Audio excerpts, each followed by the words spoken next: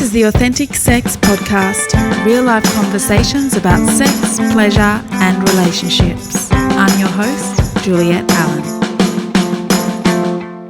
This episode of Authentic Sex is sponsored by the Juliet Pleasure Wand. The Juliet is a premium crystal pleasure wand designed to heighten your sexual energy, increase self-love and self-pleasure, expand your orgasmic experiences, and connect you to your true sexual essence. You can read more and purchase your own crystal wand by visiting my website, www.juliet-allen.com. Welcome to Authentic Sex, Morgan. I am so excited for this conversation. I feel like it's going to be a fun one. Thanks for saying yes. Oh my God, always to you. You've got a big full consenty yes from me any day. Yay. So let's talk a bit about you. I have invited you on the podcast today. You are friends with a good friend of mine, Stacey, who has also been on Authentic Sex. And she mentioned your name, and I looked into your podcast actually, and I listened to one of the episodes and I had a good lull, and I thought, okay, I'm getting Morgan on Authentic Sex because you sound like you've got a few good stories up your sleeve that we can dive into. Well, I love that, and I also love that our, mutual connection. Stacey O'Gorman is such a beautiful, delicious woman that's brought us into the sphere. And yes, my podcast is very different style to yours, but it's a wild journey piece, Yeah, no, I love how different it is. It's funny, and yeah, I've learnt lots just in listening to one episode. So awesome. Okay, so tell me a bit about you. You are living in Auckland in New Zealand. Yeah, I'm a somatic sexologist, so I am really big on the body and how that plays a big part in how we do sex and relating to ourselves and to others. And I use my podcast as a way of expanding my own pleasure and learning what's out there, whilst also having an access point for other people to learn through my felt sense of things that are actually on offer in the sexual landscape out in the world, and specifically in New Zealand. Because I guess what I came to learn from my latest season is that, we're a little bit behind the times here in New Zealand. I think we're still quite in the shadows, and that leads to some pretty interesting, tricky situations. Okay, well, we can go into that more because that sounds interesting. So you're a single gal, is that correct at the moment? Yeah, like I'm definitely single. I've got a heart yearning to be a mother and to find one specific person to really nest and hunker down with. And yet I love exploring and connecting with multiple people. Not really at the same time. That's something I've learned about myself, and I've got multiple cocks on offer. I still just really want one, which is I'm the strange. Same. No, I'm the same. Yeah. Yep, you would think that I would just be like group sex, here we come, part of the fun. But I, after exploring, I actually really just prefer having one person to focus on. Like, if it's more than one person focusing on me, go for it. Like, just worship me. But if I have a lot of different bodies around me, I just get a bit like, no, just give me one person I can be present with. Is that how you feel? Yeah, it is. What do you think that is for you? Is that because then you can actually go deep? Otherwise it feels like a distraction, almost like too much going on. Yes, I think that's it. And also, in all honesty, I've been in some situations in the past where I really like to vet who I'm exchanging my energy with. Yes. And I've been in some situations consensually where I'm in a quote unquote temple night. You know what that is, but let's just say a spiritual orgy. Yes. Come on. Perfect. And there's just been a few people pop into my energy sphere that I'm like, No. And I just, I really like to get to know someone before I open my legs or my mouth or have them touch my body. And so that's been one reason why. And then the other reason with threesomes with people I've known really well is I actually just really just want to focus on one person and just be deeply present with that person. Yeah. Yeah, I agree. And that makes so much sense about that energetic piece and feeling really comfortable and safe to open and want to be deeply immersed in that other person's being. And I think on another fear-based level for me is probably I do just want to be the center of attention.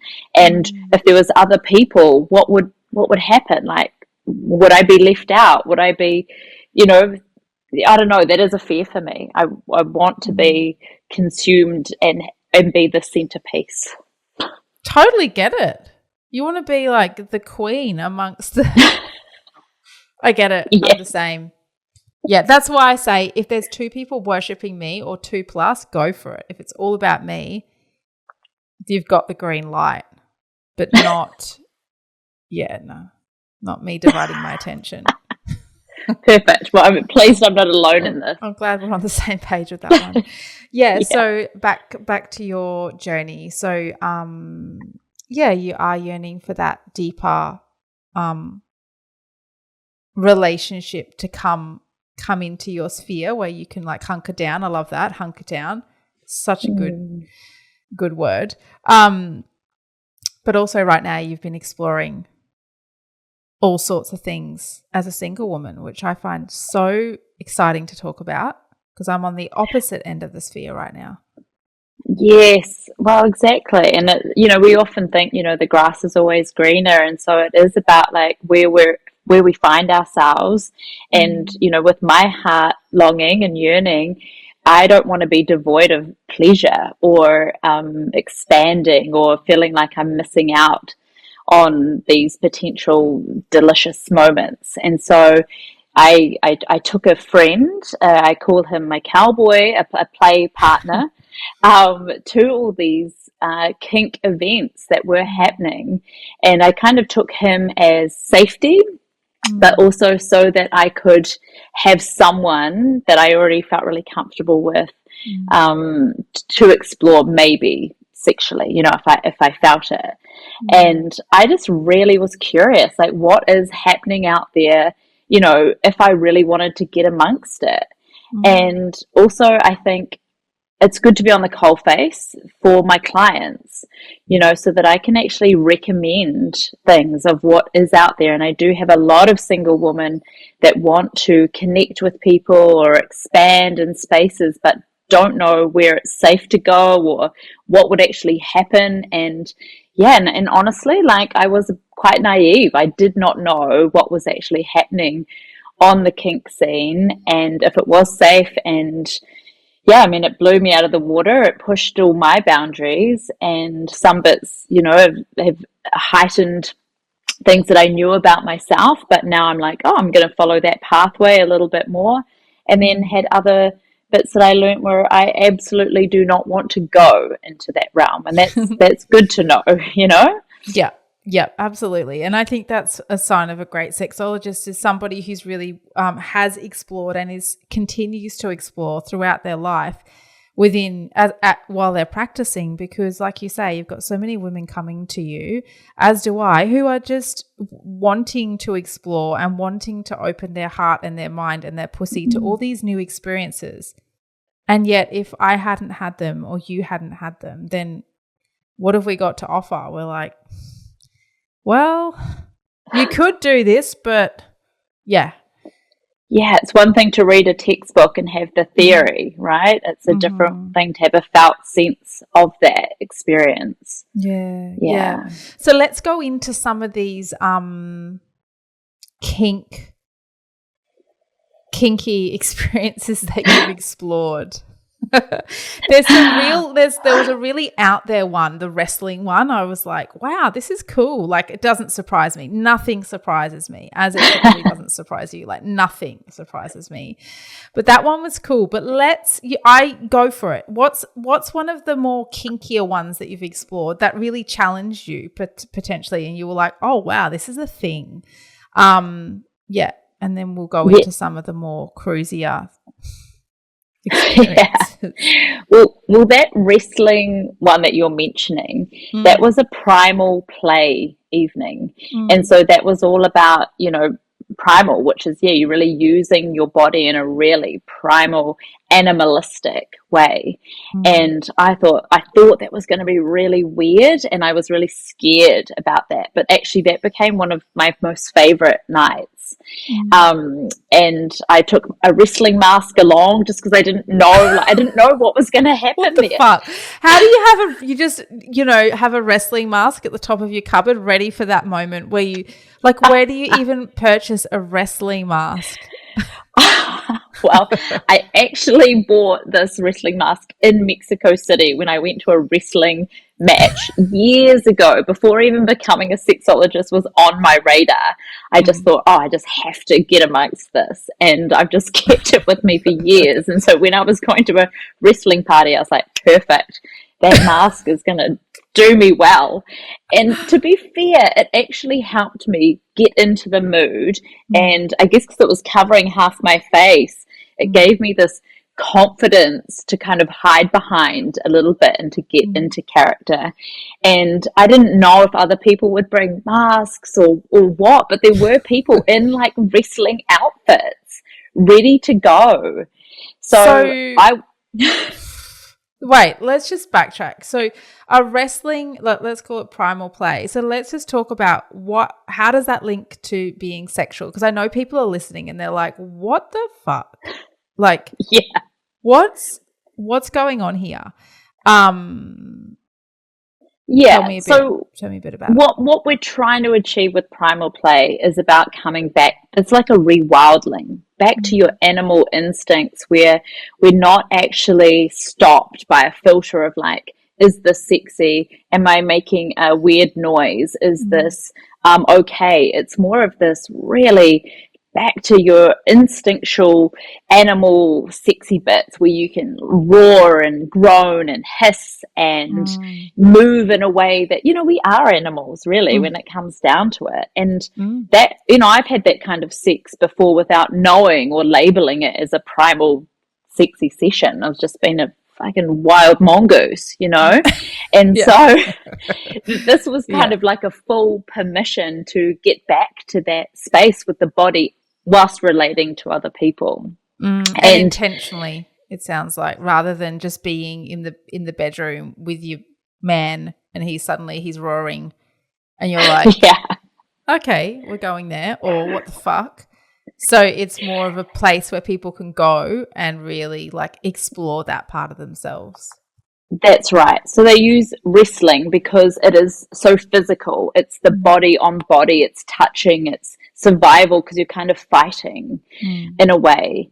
And then the other part of that would be where we bring in more of that animal side, where people do dress up as animals, or so that the human rules don't apply to them. Wow. And quite often, and what I learnt more, I had a little bit of an understanding as I went into that party, but I didn't deeply understand until I got to meet people, was that, really the animal and owner dynamic is the dom and sub. So these animals wanted to just be dominated, and most of them had big paws and arm fittings on where they couldn't actually like drink themselves, they couldn't eat. So their handlers were feeding them, giving them drinks, walking them around, telling them when they could go to the bathroom. Yeah, it was really interesting to watch that. Yeah. It's so interesting, and it's also like good on those people for really going there. Like obviously that is a thing for them. And they've had the courage to go, okay, I'm following this. Like I'm buying the animal suit. I'm dressing up as a What were the animals? What were a couple of the animals you saw? There was squirrels, there was a fox, there was a dog, pussycats. Yeah. Yeah. Yeah. I agree. I feel like that's what I love, that there are spaces, safe, welcoming spaces like this for people that may just have a curiosity, and they can go and they can see that there are established people doing these things, and it's okay to give into that. So you were in the wrestling setup. You got there were people dressed as animals. Were there any like hotties there? Are you into animals, or are you just more like, give me someone that represents the look of a hunk of a man or a woman? I didn't know, honestly. I thought, yeah, look, I could be open to like a big stag or something coming up and mounting me from behind, but that didn't happen. But I did get paired with a big like mountain man that I wrestled with, and that was hot for me. That's hot. Yes. Yeah, and he had a big gruffly. I was going to say, did he have a beard? Yes. Yeah. Yes. Yeah. And, you know, my cowboy, he's quite skinny and he hasn't got much facial hair. And, you know, this man was just like the complete opposite. And I just was like, maul me, take me. So what happened? So you got called into the ring, into the wrestling ring. Were people watching? Yes, there was quite an audience. And that was scary for me to be put sort of on a platform to be watched, but it felt safe. Those people were very welcoming, and it didn't feel like there was any judgment, which I think is so beautiful. You know, I could absolutely recommend that for a beginner to go, and they would be welcomed there. But yeah, I got called to the ring, and my last name is Penn, and so I called myself Penetration, because I thought that was quite a good name. And and I whipped off my little latex skirt, and I had this sort of one piece, I thought it looked like a gymnast kind of wrestling suit, had my mask on, and just kind of landed on top of this wrestling man, and then he just sort of flung me around, pinned me down, wrapped his legs around me and flipped me. And I mean, I don't know who won, but I felt like I won because, you know, I got to get entangled with this delicious man. Oh, how did it end? Like, how do you know when a wrestling match ends with in this situation? Like, was there lots of sexual energy there, like lots of eros between you both? Yes, there was. Yeah, there was, because I could tell that he genuinely was watching to make sure I was okay. So it was a lot of eye gazing happening. And then there was bits where he would sort of pin me down, and I could feel his heart, and there was kind of surging of energetics. And then at one bit he sort of plopped me on his lap, and so I could feel the heat coming from his cock, and our genitals were just like activated, and I was like, oh my God, I hope Cowboy's not watching this. He's going to get so... Guaranteed Cowboy was had an eye on it. Guaranteed. Yeah, he did. He clocked it, because then after me, he went in on the big mountain man and tried to assert his dominance. And who won? Mountain man? Mountain man, absolutely. Yeah. I was like, good try, babe. Good try. And so did you kiss him or anything, or is it just more like energy? No, we didn't do anything like physically off the mat, you know, but he did ask me into the like little private room afterwards, and I was sort of like, I was like looking at the time like, I've kind of got to go, but let's connect. We've connected since on a different platform, so that's quite cute. That is cute. So when you say another room, so there was like the wrestling ring, and then there was little private rooms where people could peel off to and get it on if they wanted to? Yes, this was a one of New Zealand's little sex clubs that this was held at, and so yeah, there was one sort of not necessarily private room. Anybody could come in. There wasn't sort of a here's a do not disturb sign or anything, but there were other pockets where people were exploring other things, and squirrels were rough and tumbling and smooching, and I love it. yeah, it was beautiful. They call a different world. Yeah. And it in a way it reminds me of like temple nights that I've been to, where you go and you rock up and you're there to be open and explore with other people, and potentially do like some sort of ritual to connect, and then little things to get you where you can get to know each other, like little mini wrestles, but not wrestles, eye gazing, etc.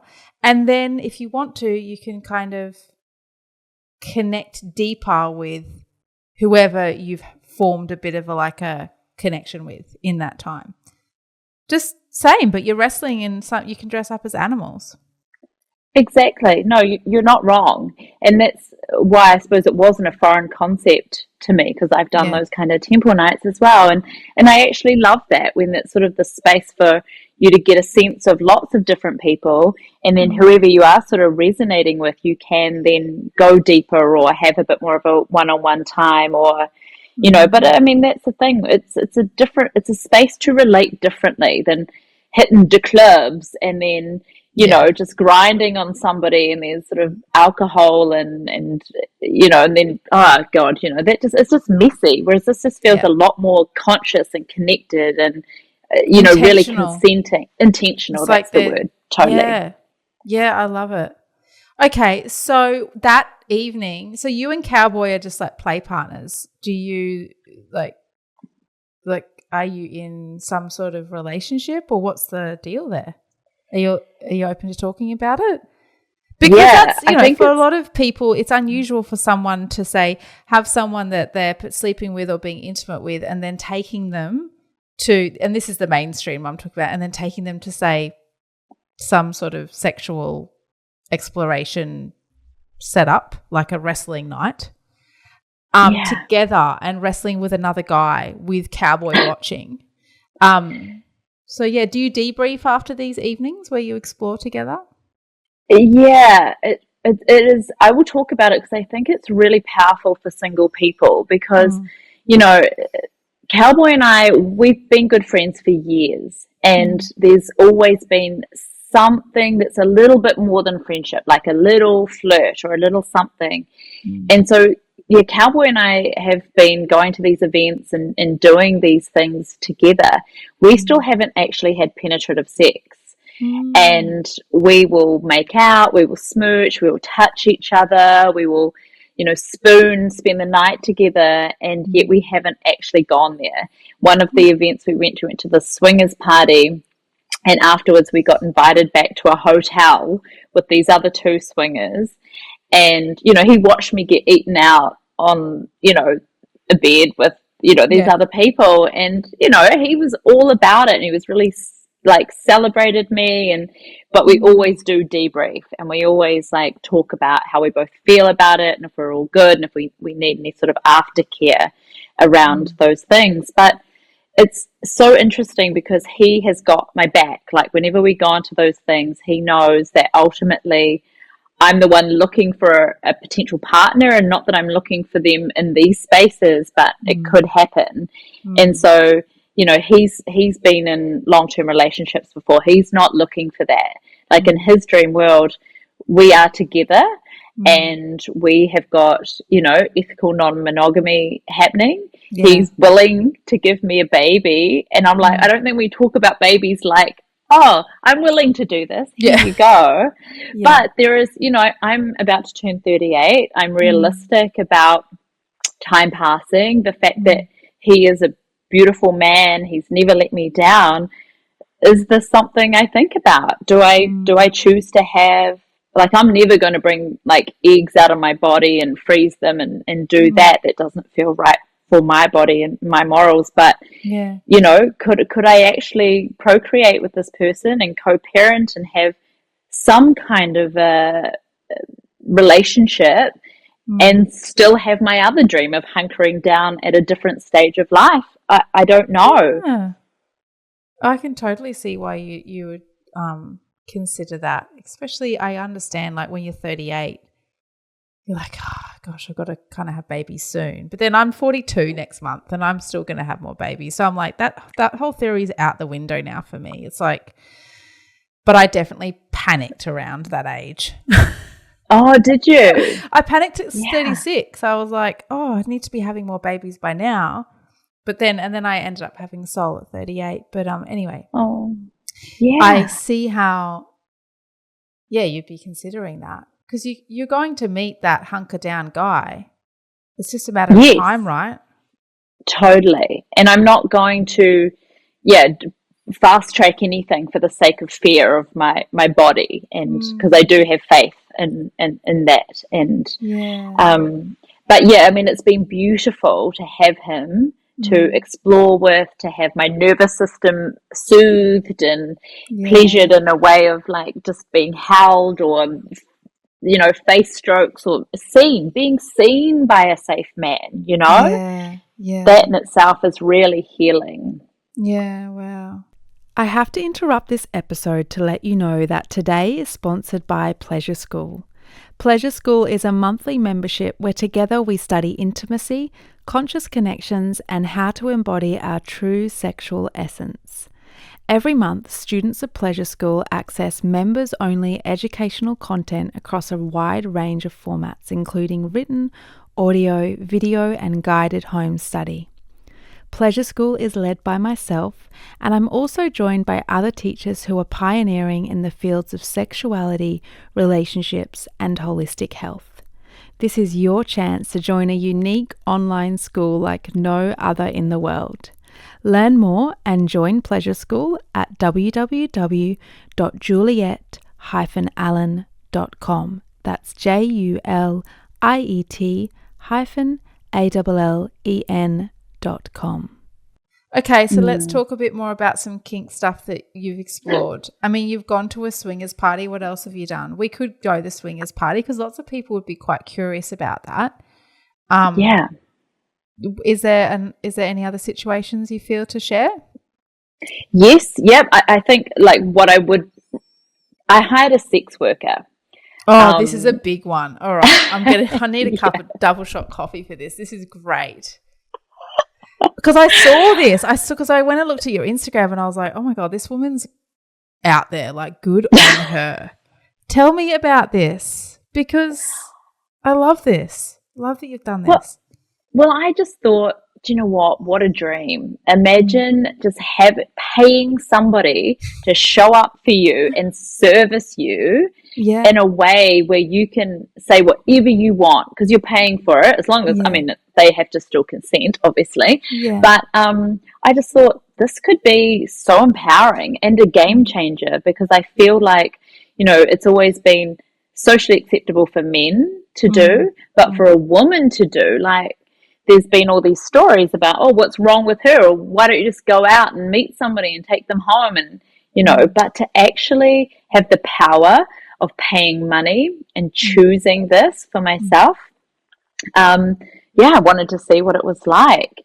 And honestly, I was shit scared. I was terrified. I literally called my mum when I got to the hotel, because as you do when you're about to hire a sex worker. Hey, mum, I'm assuming you have a really close relationship with your mum? Yeah. Yes, I do. I'm very lucky. But I called her because I said, I'm just terrified. What have I done? And she said, get better funeral stories. This is great. Nobody is ever going to come to your funeral and say, God, that was boring. That girl lived a boring life. And so I said, okay. Get better funeral stories. Oh, I'm definitely confident mine's going to be a rocking funeral then. That's great. Okay, so you called your mum and she was like, you're going to be right.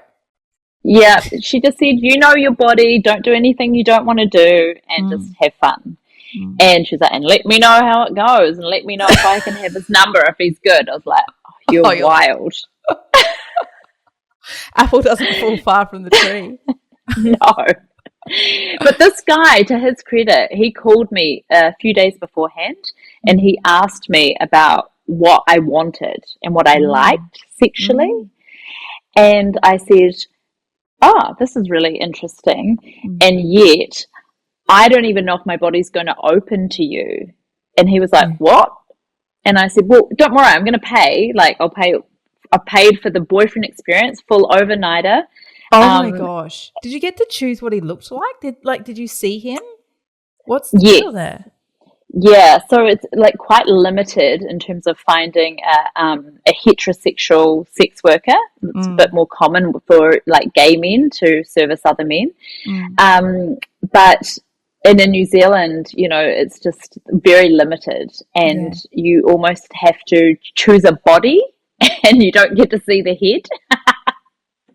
All right. Yeah, but this guy, I actually put up on my Instagram because it is a sex positive community. Does anybody know an escort that you can recommend? And there was one name that came through, and it was him.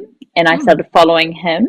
Okay. And then I reached out to him and I told him like my desires and what I was looking for, and that I wanted to be able to then share that experience on a podcast so that others could learn and know what it was about. He knew that, you know, he knew who you were. He knew you were a sexologist. I like that. It's respecting him in that. Yeah. Absolutely. Yeah. And so I said, but I just want to just watch you for a bit and just see if I can feel like that's a direction I could go in with you. And so it wasn't until he actually like talked about his a family member dying, and he spoke about it on Instagram, and I went, I feel your heart in this moment. I could absolutely potentially share my body with you. Yeah. Okay. So, you know, but he was a beautiful man. He made me feel really safe. We went really slow, and I could tell like there was old parts of me that, as if it was like a one night stand, coming in. Like when he was eating me out, I was like, oh, how long has he been down there for? Shit, I better come. Like I better hurry up and give him an orgasm so he feels okay. And it was interesting watching these things come up.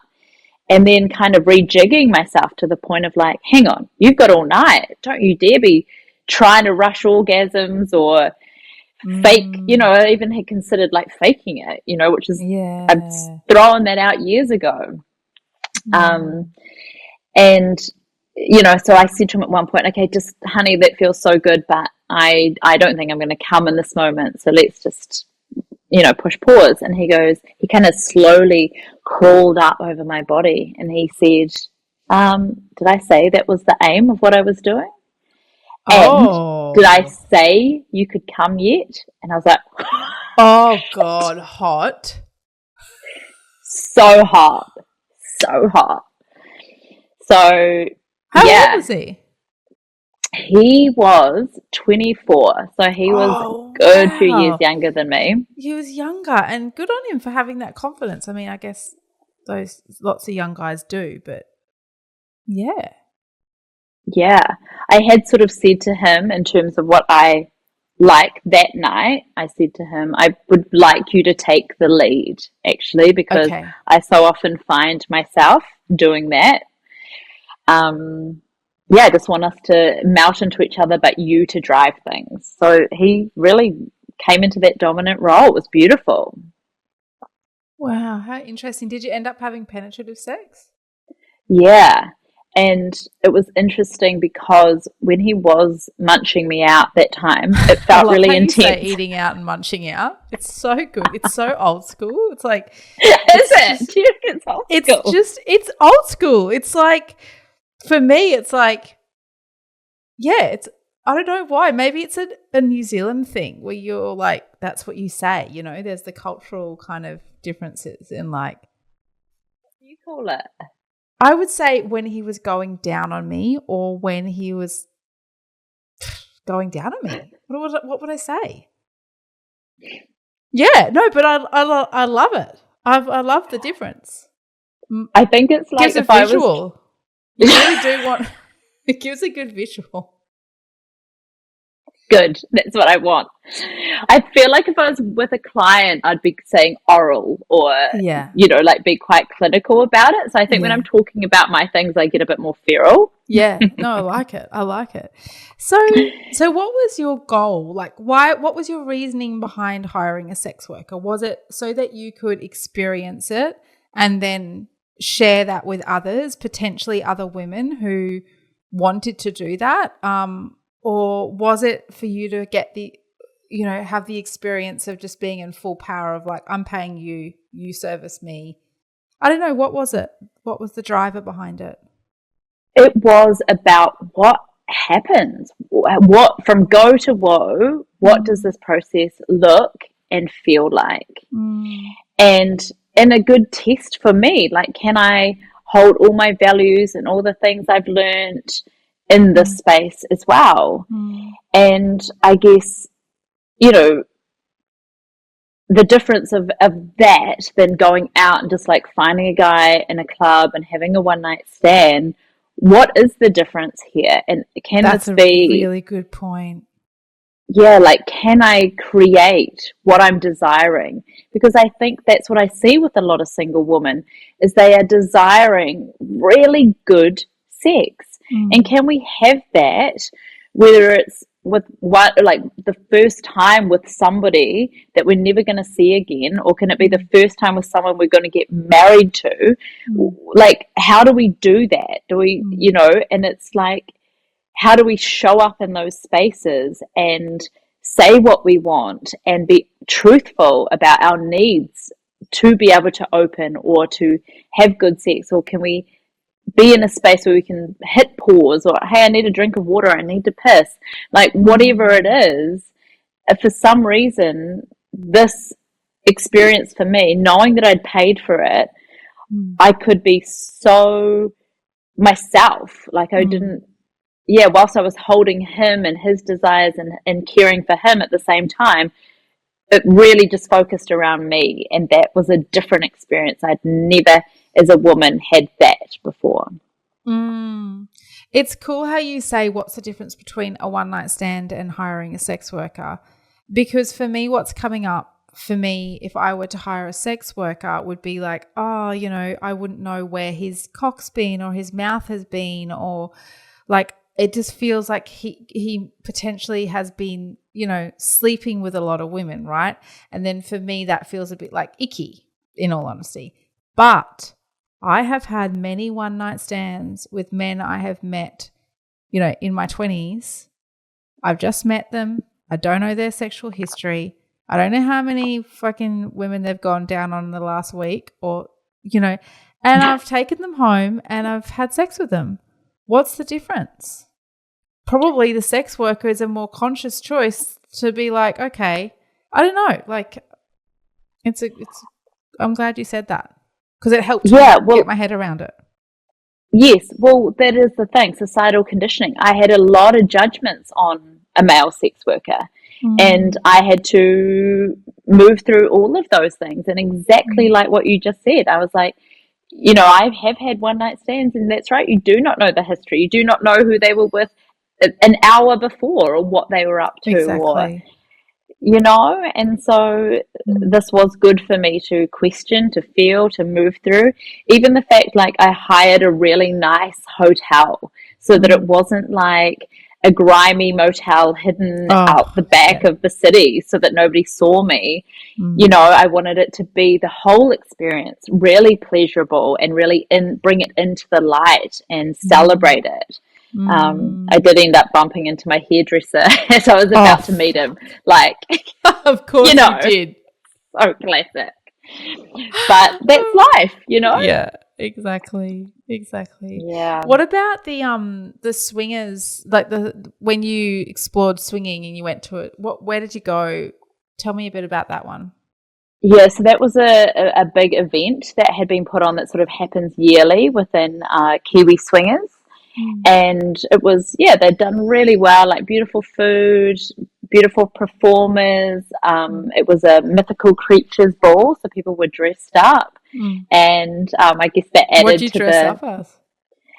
Well, I didn't dress up because I didn't know, like, how this is kind of like, I think this is why I went hard out at the wrestling, because I'd gone to the swingers ball beforehand and seen how hard out people went. Yeah. And I had just worn a ball dress because it was either sort of like black tie or mythical creatures. Yeah. So, and I just didn't want to go full tit, turn up as this big like mermaid or crab, and then nobody else be, dressed up. Just like any other fancy dress where you're like, how hard are people going? Or do I just rock up in my jeans and t-shirt and everyone's going to be the same?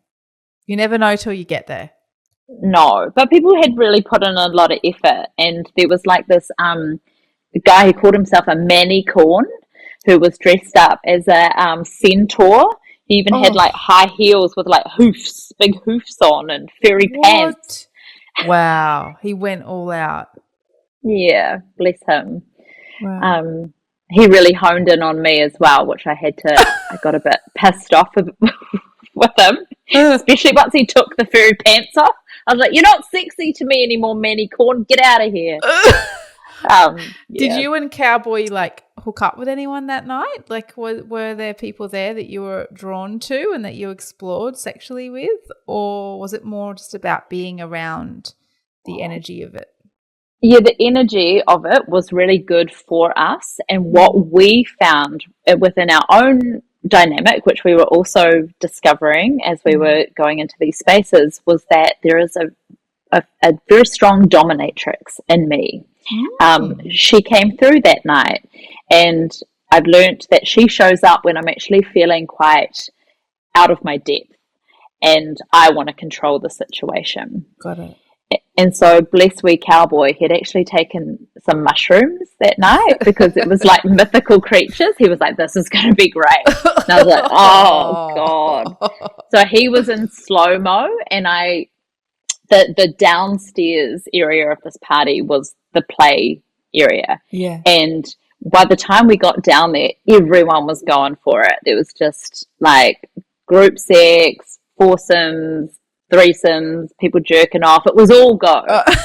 And I thought, oh my God, we're so late to the party. We're the only ones still with clothes on. Let's get into the changing room. And so I stripped off. I was in my lingerie, and he was like, I don't think I want to do this. He's like, I'm feeling like this isn't the place for us. I said, get your fucking clothes off right now. And, normally I'm all about consent, but I was just like, no, mate, we're down here, we're doing it. And he was like, oh, I quite like it when you're quite vicious like that. Yeah. And I was like, okay, so just that's what I had to play with to get him into the playroom. Yeah. And then we just played with this dominatrix sub. I said, take me somewhere and show me something that you think will turn me on. And so he took me to this foursome where they were just like really quite a sexy, doggy, two people, two men, two women, the two women kind of kissing each other. Yeah. Yeah, I like that.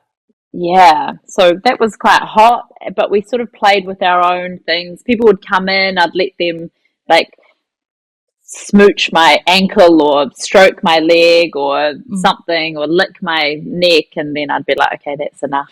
Give me back my Cowboy. So yeah, it was good. And now Cowboy and I, we role play with Miss Penn a lot, actually. I love it, Miss Penn. Yeah. How you, going back to the start, how you said you're not the biggest fan of group sex. You'd prefer just one-on-one. Do you find, though, that if you fantasize, you get turned on by it, but in reality you don't want to do it? Is that you? Because you know how Miss Penn was taken over to the foursome and that was quite hot, but really doing that potentially isn't your jam, but thinking about it is? What do you reckon? Yes. Yeah, I do. I think there's something in that. It's almost like, as well, I could watch porn like that and be really turned on. Yeah. And then then I'm in a real life scenario like that and I am turned on, but I'm not wanting to actually go into it. And I'm wondering if there is a piece for me around safety. I suppose in that space, I am hyper vigilant. What's happening? Who's coming at me? There's cocks on the loose. If I've got no undies on, am I safe? Yeah. Do you know what I mean? Yeah. No, So I get it.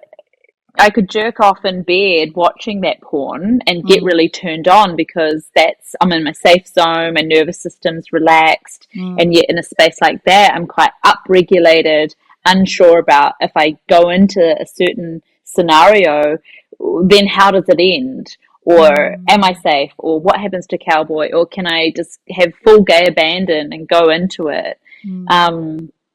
Yeah, there's a lot of variables, and it's not my go-to, but I do wonder if it's from a fear-based place that I'm not diving deeper in experientially.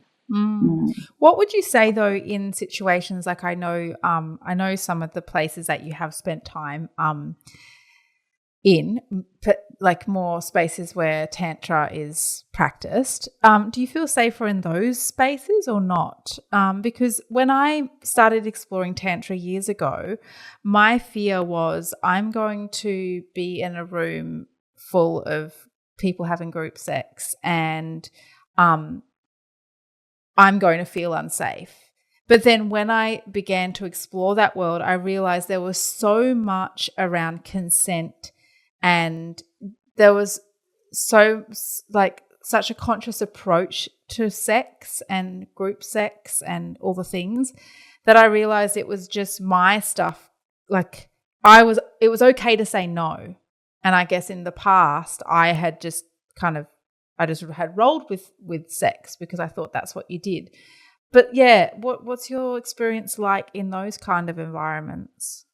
I think you are spot on. It is very different when there is that conscious connecting, and I guess the safety has built in those spaces for me. The more I am connecting with those people, and the consent comes with verbal, exploration, but also the body. Like you're taught to attune to the body, and the body tells you so much in those spaces as well. And that it's the no is celebrated, right, for both people, for safety. And then nobody in those spaces anyways, they don't really want to be doing anything that feels like a half-assed yes. And there's this kind of slowing down of everything to create space to really figure out how you feel. And like, for example, that swingers party, it felt very hard and fast and kind of like a porn, and how I think people think sex parties should go. Whereas, yes, in those more conscious Tantra-based spaces, it feels slow and sensual, and every move, every connection feels very intentional. Yeah. So that's what I've experienced. Absolutely. And I think that's why I've steered clear of more traditional like swingers parties and swingers clubs, because I don't want to be around people who haven't had that kind of education or that exploration of consent and like really consciously going into something. I don't want it's just a different vibe I've found. So yes, and it's like, how do we bring that into the mainstream? Because if you haven't experienced that or felt that, that's quite a foreign concept. Don't you think? Like, for the definitely. average person to experience something steeped in slowness and space, and we're living in this fast-paced world, sex just gets put into that fastness as well. It does. And also porn is very like fast, go, come, if we're watching really mainstream porn too. Well, I guess that's why we've got a job, right? Because we get to True. We get to talk about this stuff. Yeah. Oh, I feel like I could just ask you so many questions and hear so many stories. Is there anything else you'd like to share about before we wrap up today? Any other outstanding moments or like really strange, kinky things that... The only thing that I think would be useful to share is that I really put my body on the line to experience and have a felt sense of it. And at one of the parties that I went to, I engaged in a spanking session. Oh, yeah. And it was a woman I didn't know. I'd only met her that night. And she said, I asked her, would you spank me? And she said yes. And she goes, all right, hop on the spanking table. Yeah. And I was like, hang on, are we going to negotiate pressures, how long for, things like that, which would be my standard practice. Yeah. And she said, no, just hop on and we'll talk through it. And I thought, don't know about this. Red flag. But then I thought, well, maybe I'm too much of a stickler, maybe I need to let myself go. And I felt safe enough in that moment. And so, hopped on, and we kind of did the negotiation then about, okay, what does this pressure feel like to you? That's a 5. Cool. And it was okay for a bit, but then I started to notice I was being quite performative. Because I knew Cowboy was watching, and a few people had started to gather, and so I'd kind of actually dissociated a little bit from my body at that point. And then I said to her, okay, I think that's enough for me. And she goes, oh, okay, so then to finish, where really she should have actually heard me in that moment and wrapped it up. She goes, shall we do 10 slaps on each ass cheek, getting progressively harder? And I was like, what part of that's enough did you not hear, woman? Fuck. I know. But I was like, okay, so I did consent to that. Yeah. But it all happened so fast, and the 10 was outrageously hard. And I got such a shock that on reflection, I can see my nervous system went into an absolute fight or flight. Yeah. And then I couldn't even make a noise. There was no noise coming out of my body. And then it was over. Yeah. And I got up, and it was sort of fine. I walked around for a bit, and then my whole body started aching. And I just said to Cowboy, I've got to go home. I don't feel good. And I didn't even realize, with all my learnings, everything I know, I didn't even realize I was actually triggered. Yeah. And it wasn't until the next day where I had to actually drop properly into my body and figure out what was happening, was that actually on a cellular level, I'd been triggered to an old place of where I used to get disciplined as a child. For being bad, and that repetitive spanking, it just triggered something in my body, and I didn't have a voice. I'm someone who's very clear with boundaries. I know my no well, and yet it's a really good example of the body wisdom and how we need to protect ourselves in those spaces, because it can go wrong so quickly. Even though you're technically safe, the body is still always having a different experience of the world than just the mind. Yeah. I love how you've said that, and that ties in with somatic sexology, doesn't it? It's goes into the body rather than just stays in the mind, and that's why it's so powerful.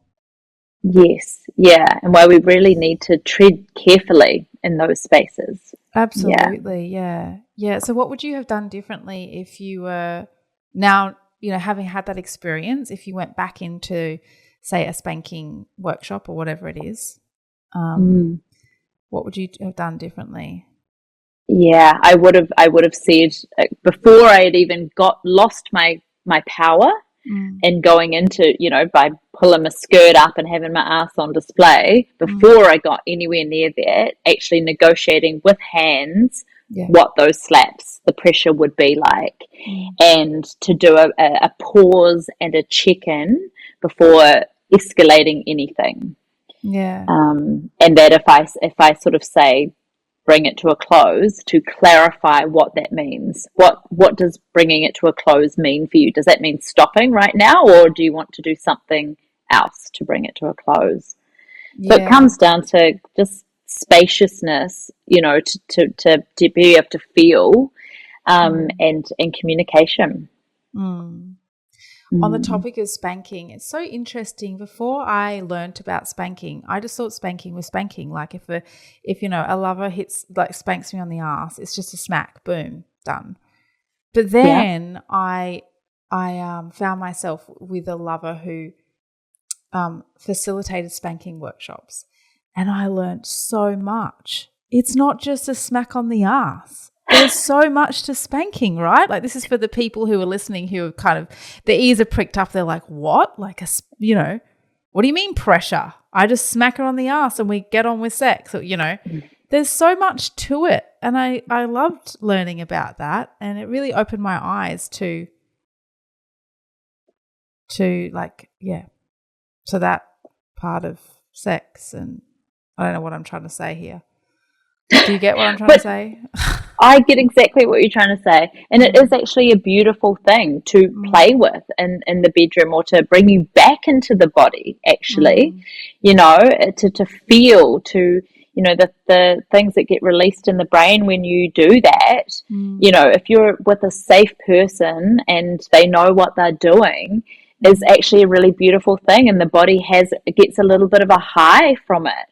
Afterwards. So it's a beautiful tool, but you just can't go around whacking each other willy-nilly, No, there's so much more to it. Thank you for sharing.